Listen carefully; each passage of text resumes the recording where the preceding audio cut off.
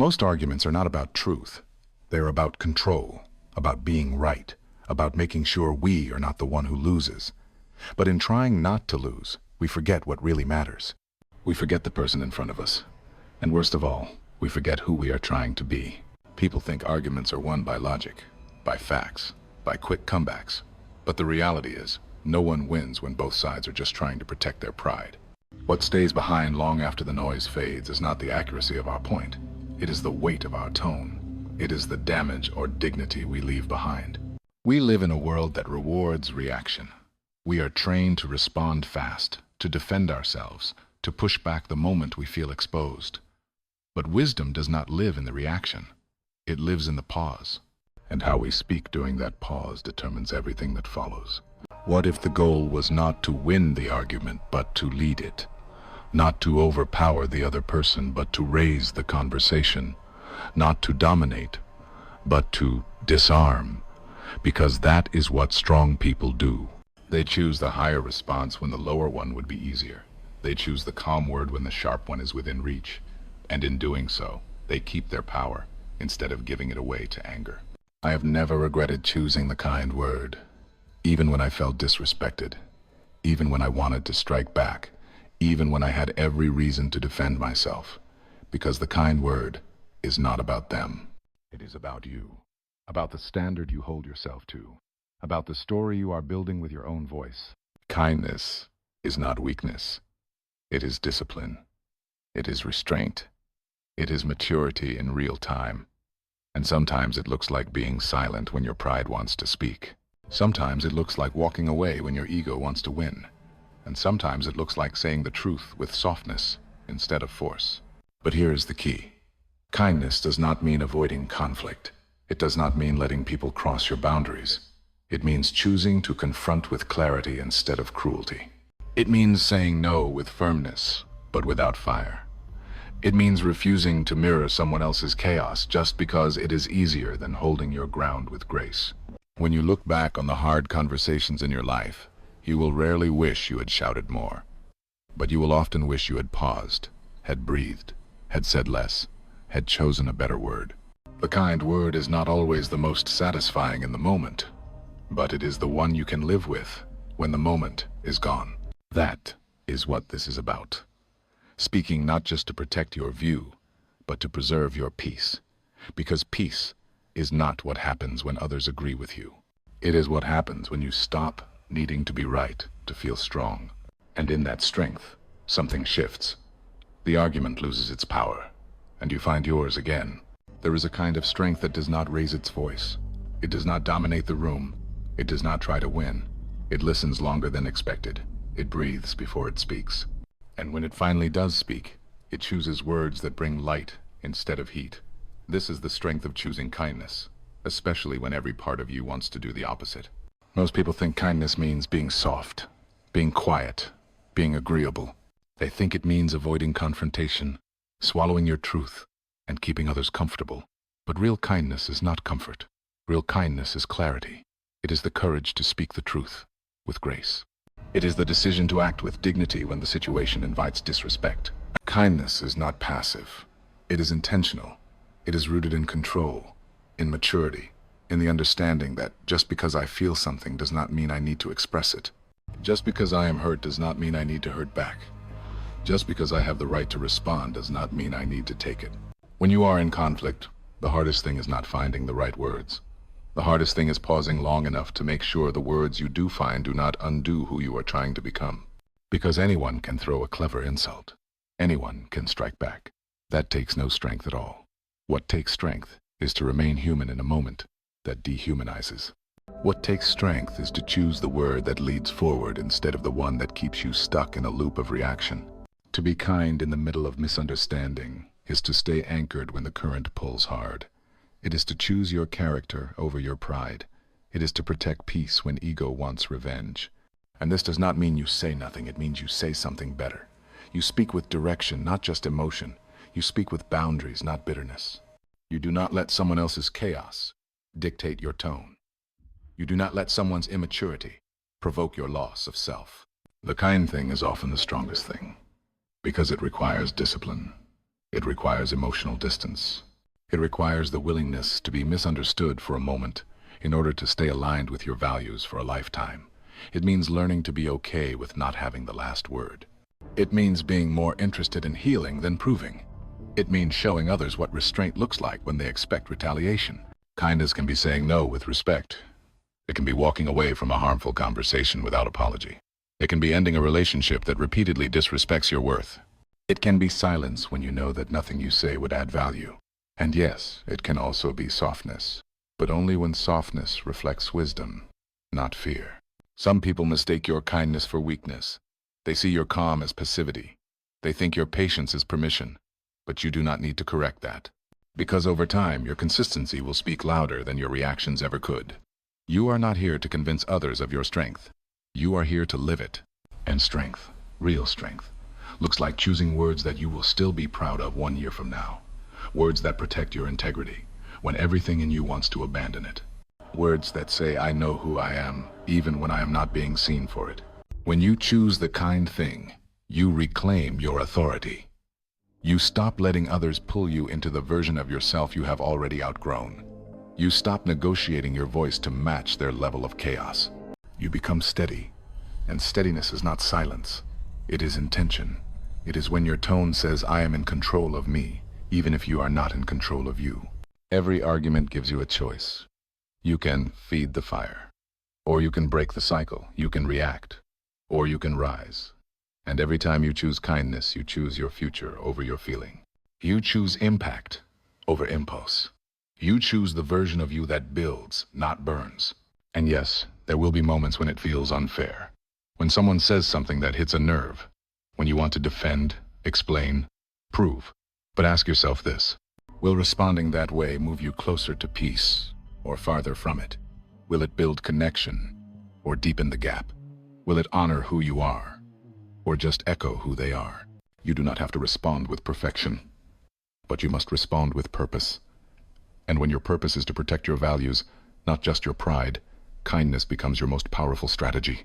Because in the end, it is not about winning the moment. It is about becoming someone whose words do not undo their own growth. And if you can do that, even once, you are already ahead. There are moments when no amount of logic will bring clarity. Moments when your tone does not matter, when your facts are ignored, when your calm voice still gets swallowed by someone else's storm.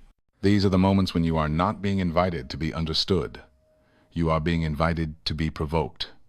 You are being pulled into a conversation that is not about truth. It is about power. And if you are not careful, you will spend all your energy defending a version of yourself that was never yours to begin with. We live in a world that constantly tells us to respond, to defend, to correct. But sometimes, the wisest thing you can say is nothing more than this. Maybe so. Those two words are not surrender. They are strategy. They are not giving in. They are stepping out. They are not an admission of guilt. They are an invitation to disengage from a fight that was never meant to make you better, only bitter. Maybe so is not passive. It is powerful. It is the phrase that breaks the rhythm of conflict, that interrupts the back and forth before it turns into back and forth forever. It is a simple answer that neither agrees nor argues. It simply stops the cycle. Imagine someone challenges you, questions your character, assigns motives to your actions that you know are not true. Your instinct may be to correct them, to push back, to explain every detail, until they see what you see. But ask yourself this. Are they asking to understand or to dominate? Are they listening to grow or just to win? And if the answer is the latter, then your defense is not education. It is entertainment. It is exactly what they want.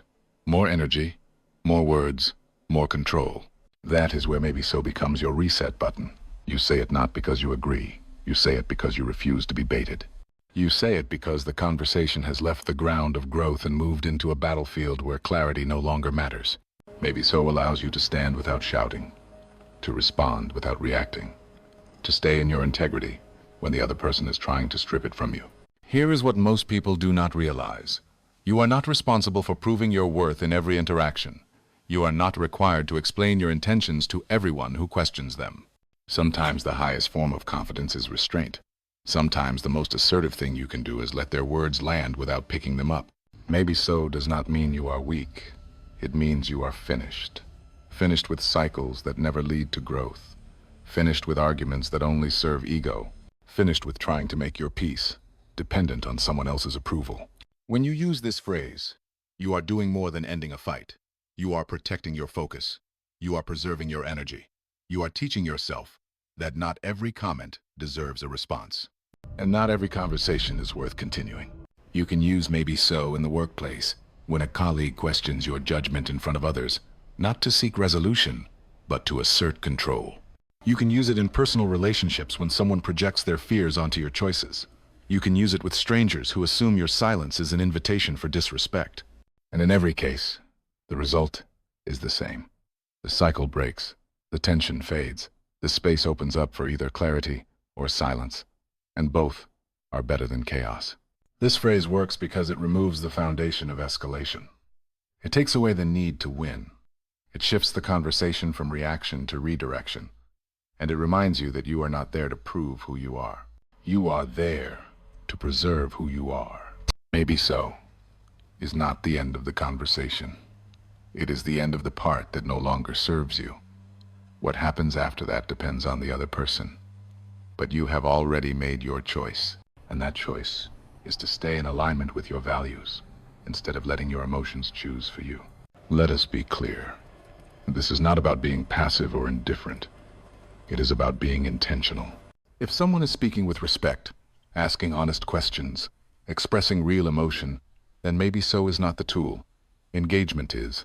But when you sense that the conversation has shifted into accusation, repetition, or manipulation, that is when you pause.